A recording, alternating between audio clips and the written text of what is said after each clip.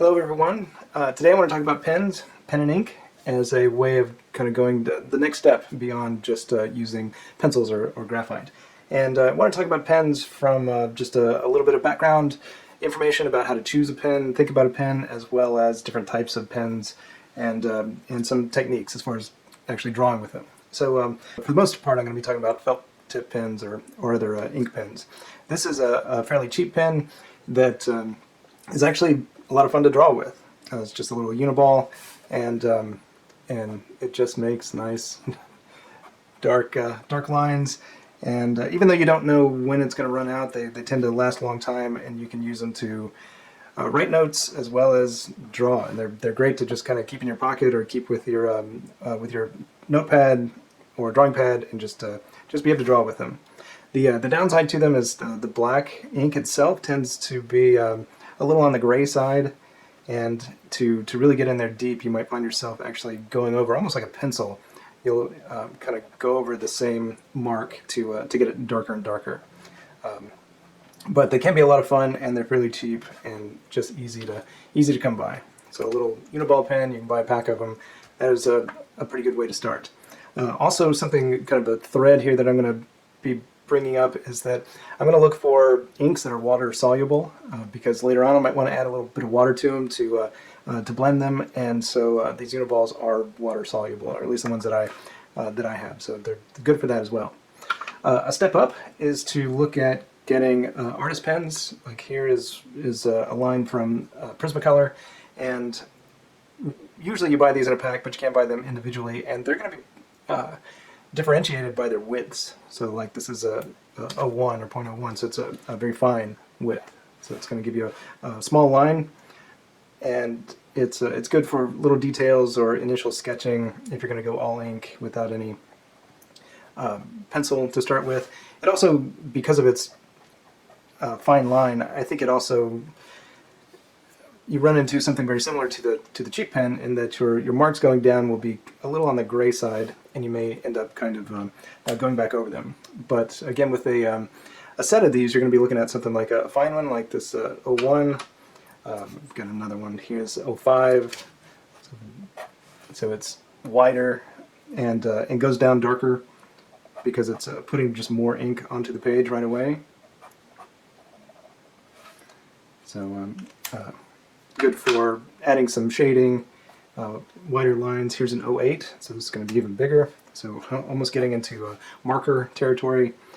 And again, this can be good for shading, good for filling in big areas. It's also, what's interesting about these wider felt tip pens is that you can get, just by using quick strokes and starting at one end of the stroke and then letting off your pen as you go, you'll actually get a tapered mark, which can look pretty good, especially if you're just adding little details, either shading details or texture details. Getting that little whip of a stroke can look pretty cool. That's a little harder to do, sometimes a lot harder to do with a finer pen. So again, you can get a set of these.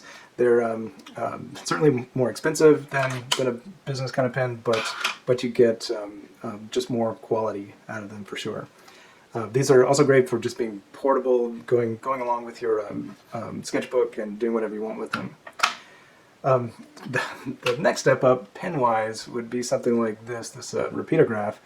And these are great drafts for drafting and illustration, and it's the same thing in terms of sizes. Like this one is 0.5 tip, but the big deal with these compared to something like this is that this repeatograph is refillable, and this one happens to have 0 ink in it at the moment. So, but this little reservoir back here, you can fill this up with ink and clear it out, so you can actually put different colors in it if you want.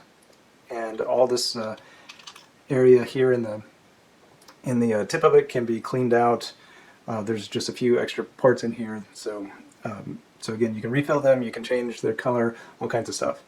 What is fantastic about these little machines is that they will give you a very consistent line, and because of the way they are applying the ink, it's actually directly applying the ink to the paper, whereas a felt tip pen is essentially having to saturate the tip and then push that ink onto the page, whereas repeatographs are able to put the ink directly onto the page through essentially a little metal tube, and so you'll get a darker line, richer line, and a huge amount of consistency. These are certainly on the expensive side, but they'll last you a long time. This one I'm holding now I've had for like 25 years. Whereas this, if I draw a lot, might last me a couple months. So you get your return on investment over the years. One thing to definitely be careful about these, and I actually did this in a class, is with one of these I accidentally dropped it. It fell off the side of a table in the studio, and that little tip bent. An alternative that I'd like to talk about is also just a old school pen. It's really two parts here. We have a nib, a metal nib here, and then just a stylus or a holder. And the holders will usually set you back. One like this will set you back about 50 cents, maybe $1 or so. It's just plastic. You can get some with cork. You can get some that are glass. I mean, it just goes all over the place. But these plastic ones are pretty cheap. And then the nibs themselves also are surprisingly cheap, and they are made out of steel. And so the cheap ones like this are made out of steel. There are some that are made out of gold and other alloys. This one is definitely steel because I can see the rust that has gotten on here, and I'll talk about why it rusts and how to keep that from happening. But yeah, it's just two pieces here, and there are different styles. This one that I'm holding is like super common, very inexpensive. You can get like a set of these things for like $8 or even cheaper. Another one that like came in the set was this one that has a different kind of nib on it. You can see that it's smaller, and the big difference between them, this one that I'm bringing out now is a thinner metal, and so it has the ability to kind of vary the line width a lot more, whereas this the silver one is a little bit thicker metal, and so your line widths will be fairly consistent. But I'll get into more of that detail here in a moment. So if you go this route, going with a nib and stylus, you will also need some ink. And so I've got some Higgins ink. I've had this one for a long time, and so it's almost empty. It is part of my theme here. It is non-waterproof, and so if you go this route, if you want to go ahead and get some ink, make sure it says either non-waterproof, which it does here, as well as on the back. It says non-waterproof drawing ink. Others might just say water soluble, but definitely do not get any that is waterproof. As far as using these, you have to just dip the pen into. I have a different one here that's that's full, but you just dip the pen into the ink, and then there's going to be quite a bit of ink on there. So a lot of times you just want to, almost like a brush, you just run it just gently along the opening of your bottle, and that will get some of the excess off. I almost got too much off of this, but then after you've done that, you can just draw with it, just like anything else, just like those other pens we used before. The big difference, well, there are a lot of differences, but one of the biggest differences with using ink with the nib is that, similar to the repeatograph, you are putting ink directly to the page. And so this metal tip or nib is just there to guide the ink onto the page itself. And so you create very dark marks. You know, it's as dark as the ink, so you don't have to worry about them going down kind of gray and then having to go back over them.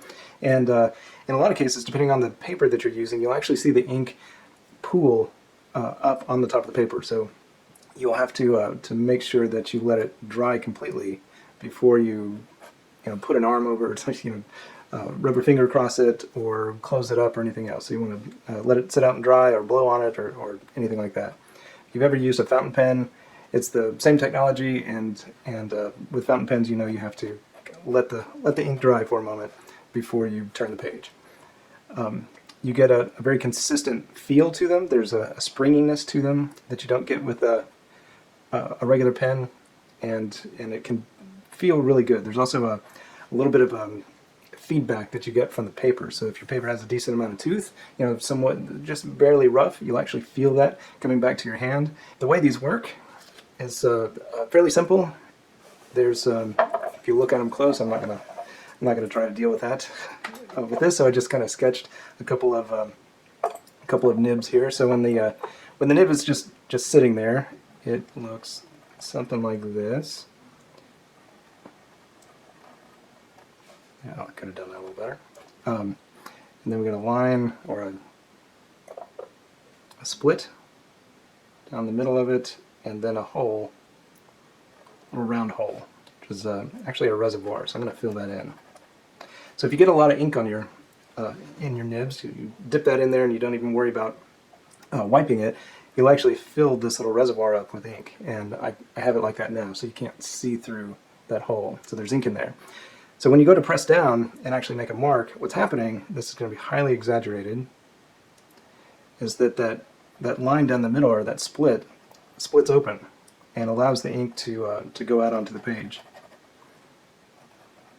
So it looks something like this. Get a little more ink in there.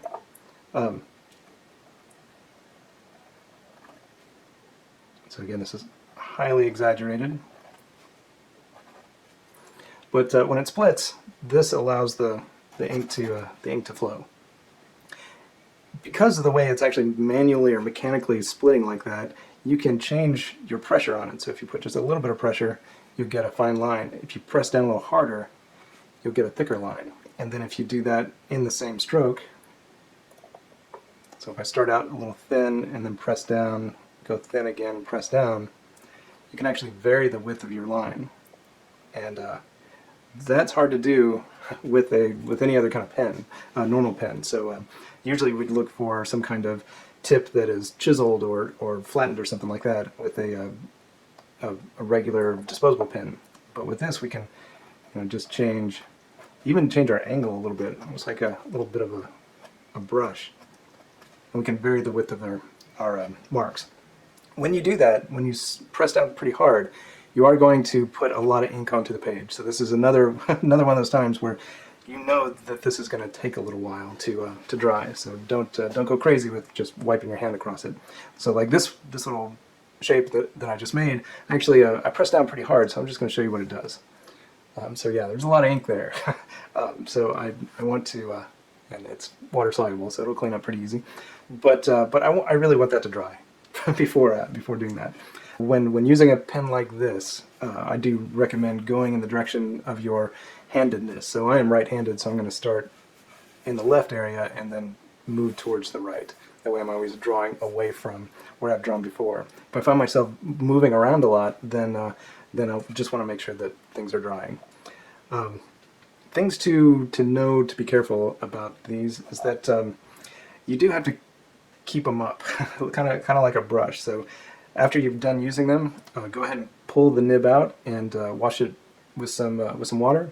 And you don't, in most cases, you just have to use water. You don't even have to use soap or anything like that. But do make sure you wash it until it doesn't create any more, say, like gray or other kind of shaded water. You want to make sure that you have clear water over it. And I do recommend actually removing it from the stylus before you wash it, because if you don't, you'll do what I did here. And I went ahead and washed it while it was still in the holder, and some water just kind of seeps up into there and just hangs out. And so it ended up rusting or leaving some rust on the nib, so that's not cool. I will say, before I get into the next part, the downside compared to a pen, besides the cleaning that you have to do, is that you're always going around with two things. You got a bottle of ink and you've got your pen, and you have to be careful about the ink. Also, this one that I'm working with is in a glass bottle, so I definitely don't want that to drop. This other ink that's a little more accessible is in a plastic bottle, so it's fine. If it falls, it's less likely to break. Alright, so when it comes to technique, one of the first things I want to mention is that I highly recommend for an ink drawing, especially if you haven't worked with ink that much, that you go ahead and actually draw things out with a pencil. And I'm going to recommend using a fairly hard pencil. And so this pencil that I'm working with is an H in hardness. And hardness-wise, we typically see H and B. So H is for hardness and B is for blackness. In between, you might find an F, which is kind of rare, but you'd also find an HB. But if you have a B in there, so like a 2B is like a standard pencil, or if we go into hardness-wise or harder-wise, we'd see an H and then a 2H. And eventually it's going to go on to like a 9H or 10, and same thing will go up to 9 or 10B. On the B side, it's going to give you a very dark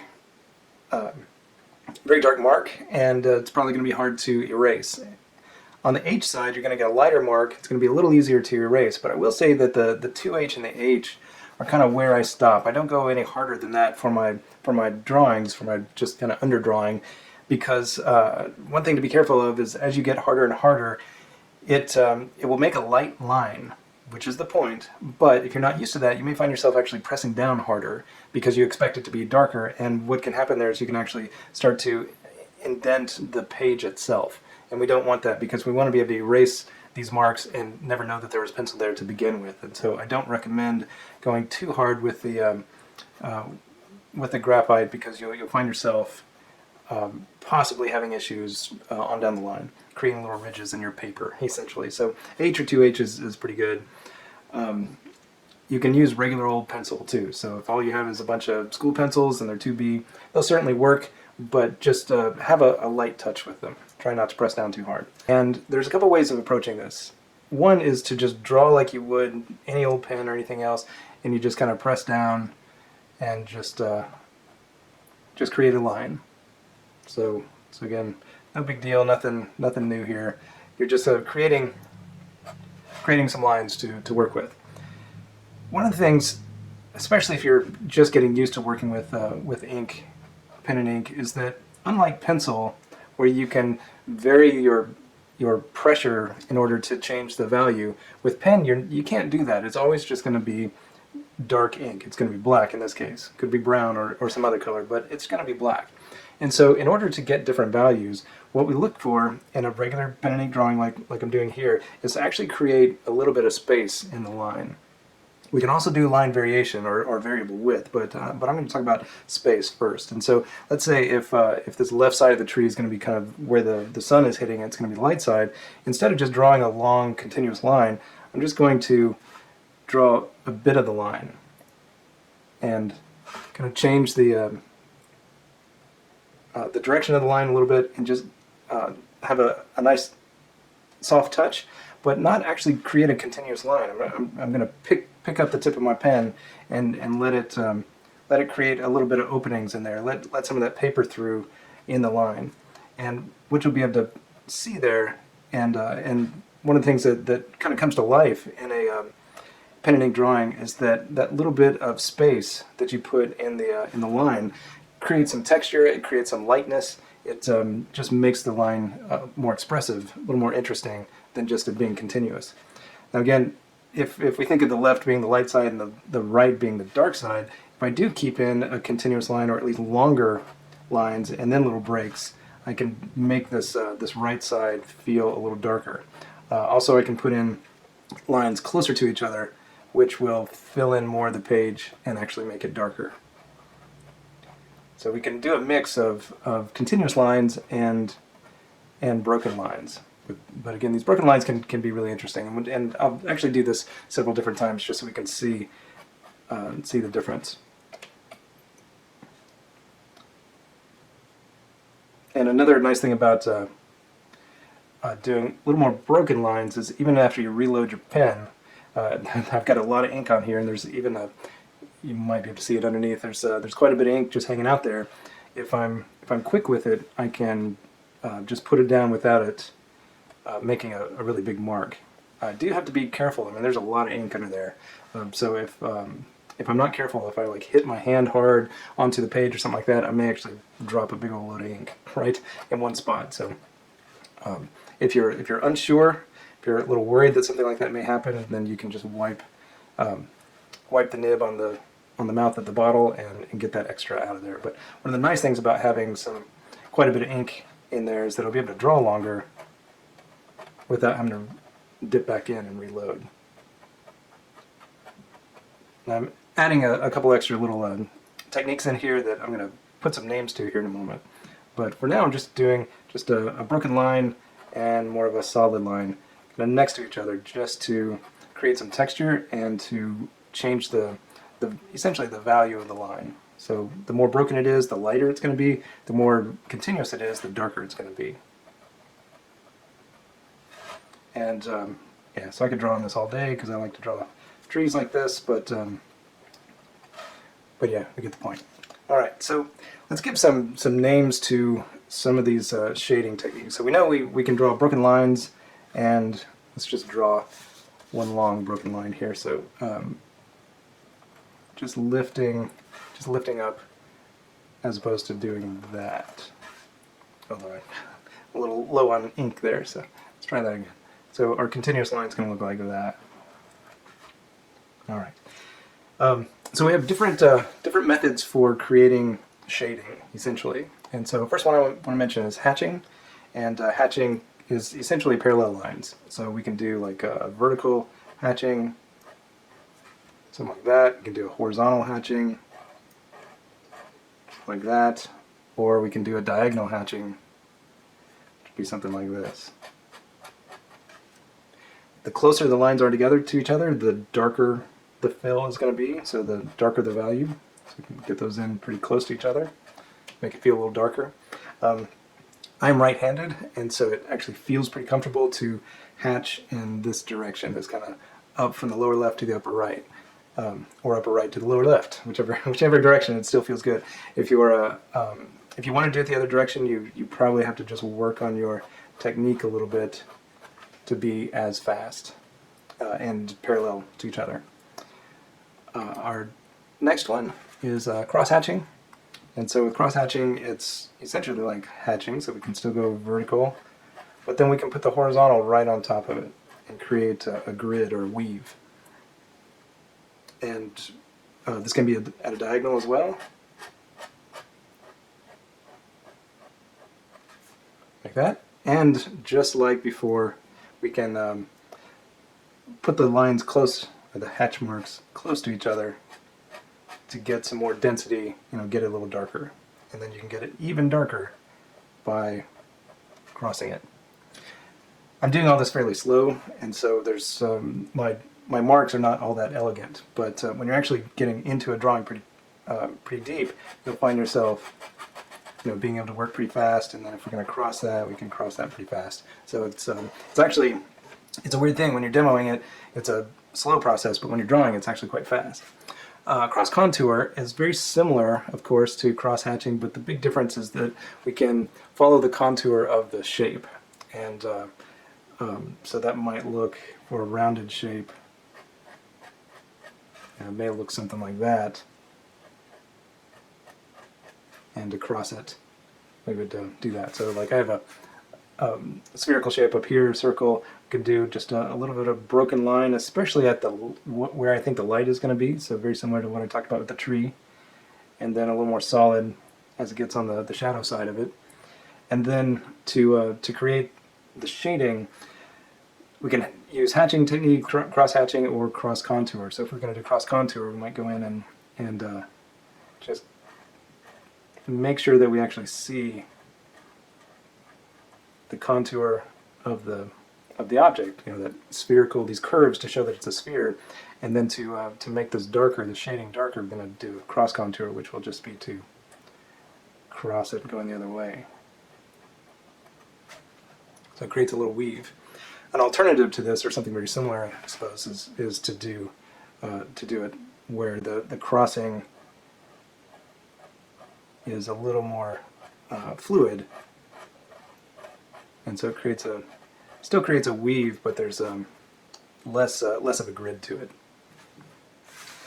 Other options we have here for shading are wavy lines, and so wavy lines literally means just wavy lines, and it's similar to a contour. It's really great for texture, and can be just a little bit more of a liberating way of shading compared to doing just hatching. It's similar, but instead of straight lines, we have curved lines.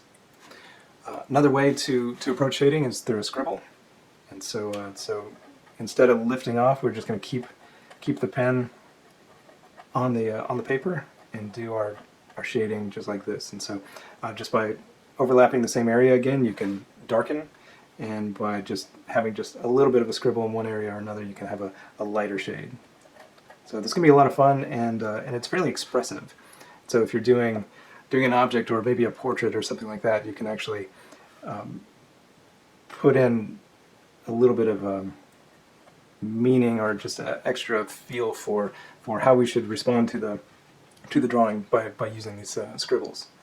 And then last one I want to mention is just stippling. And so a stipple is just literally pressing a dot onto the page. Now, if you've stippled with a pencil, you've probably like pressed pretty hard and even bounced the pencil onto the page. I don't recommend doing that with an ink pen. Regardless of whether it's a nib base like this or a felt tip, you're probably going to damage the tip. The thing about ink to always remember is that it's putting out as much, any little bit of ink is going to create the same amount of darkness as a lot of ink. And so pressing down or bouncing or doing any of that kind of stuff is not really going to get you anywhere, especially compared to what you might do with a pencil. So I recommend just a light touch. That's all it needs. And the closer the stipples are, the dots are to each other, the darker the shading, darker the value. Farther away they are, you still get some grayness or value in there, but it's not as dark. From a consistency point of view, as far as all these shading techniques, stippling is probably the most consistent because you're really just creating dots and just putting these dots close or far apart from each other. Whereas all these other methods will take you a little bit of time to actually create some consistency.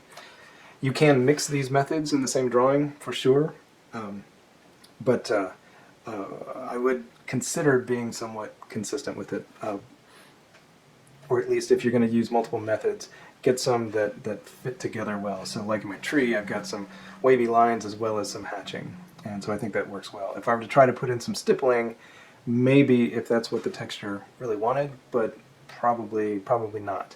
I do have a little bit of hatching in here to create some shading on the darker side of this tree, and hatching is kind of a quick way of adding some darkness pretty quickly. So and hatching and or more of a kind of a quick stipple, maybe a little bit of stipple like that, can also give you some texture.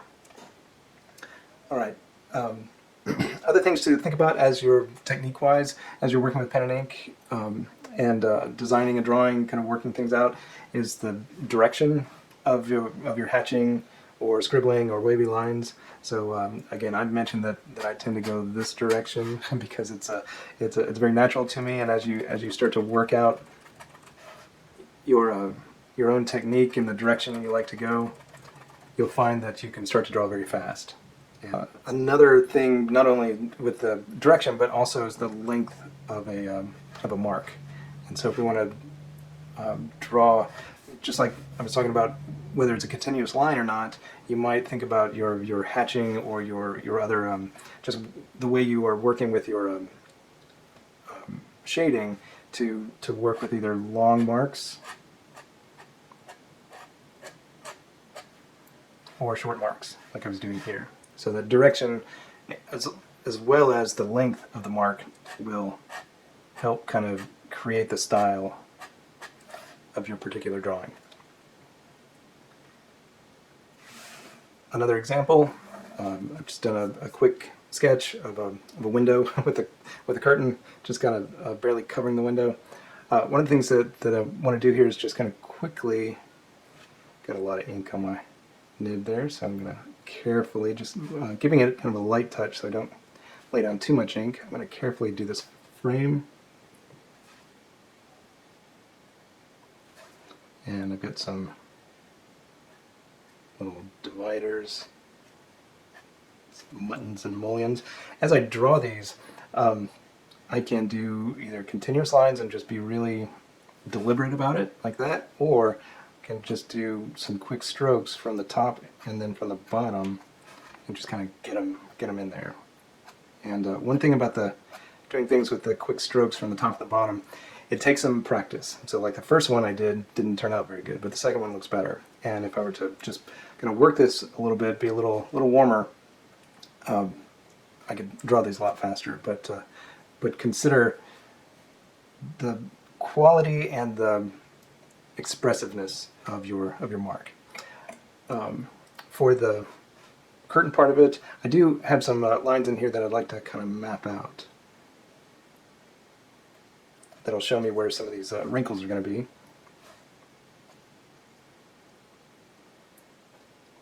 And for the top and the bottom, I just want to give a sense of, yes, the curtain is here, but there's not a super strong line to it like there is to the frame of the window. Then I want to go ahead and connect them. And this again is where I'm going to do a little bit quicker marks. And then on the interior part, this is where I want to be able to show that there's some folds and overlapping materials. So I'm going to start from the bottom, get those in there, go back to the top. And the way a curtain kind of works, it will sway a little bit, and some of these folds will kind of mix around a little bit, so it doesn't necessarily matter if I connect each of these, but since I've got so few of them in there, I'll go ahead and look at it and see if I can put one there, one here, and ended up doing a little extra at the top, but that's okay. So I can even cross them a little bit. I wanted to put some extra in the middle, whatever I want to do. Also, I could shade these, so if this were like a sheer, I might actually put just a little bit of that framing, window framing back in there. But let's say if it's opaque, then I might actually want to shade some of this.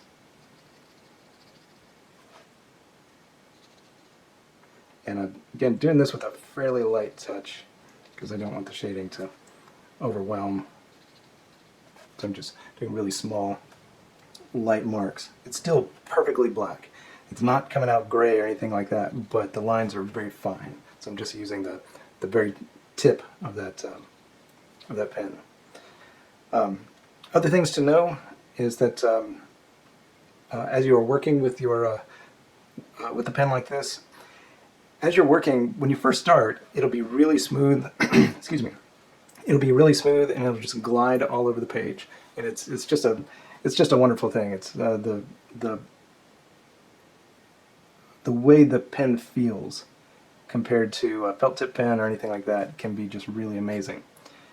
However, one of the things that can happen is that it can pick up, because it's sharp and it's metal, it's like a chisel in there, it can pick up fibers from the paper and start to clog the tip a little bit. The other thing that may happen if you're taking little breaks or if you're stopping and starting, that kind of stuff, some of that ink can actually dry in there. And what you'll find is that as you are working, that it just doesn't feel the same as it did when you first started. And if that happens to you, I recommend just cleaning it real quick. And it probably doesn't need a thorough cleaning. It probably doesn't need to be pulled out and run under water. Instead, what you can probably do is just wipe it with a cloth. And if it's a slightly damp cloth, that's not a bad thing. But even if it's a dry cloth, you can kind of bring it back to life.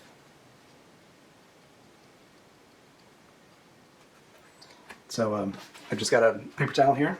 I do have quite a bit of ink in here, so I wouldn't mind just kind of working this ink a little bit, maybe like darkening this frame. Give me a little contrast, a little glass here, a little glazing. Go through some of this ink. Working in this, what I'm doing now as far as darkening this, I'm just hatching in there because that's what I do. But an alternative to that would be to actually follow the line of it. Yeah, and I've run out. So before I finish that, I'll say, now that I'm essentially out of ink, I'm going to take my paper towel and just squeeze the nib in there and just wipe it out a little bit. And then also I'm going to press down lightly just to separate those tines across it and wipe it out. Again, if it's slightly damp, and I've literally just kind of spit on it first in the past and done that can be pretty good, but in this case I think it's actually doing a pretty good job of getting the paper fibers out of there and any dry ink. So now I'm going to wet this back and go in and finish what I was saying, that we can just kind of go with the line of these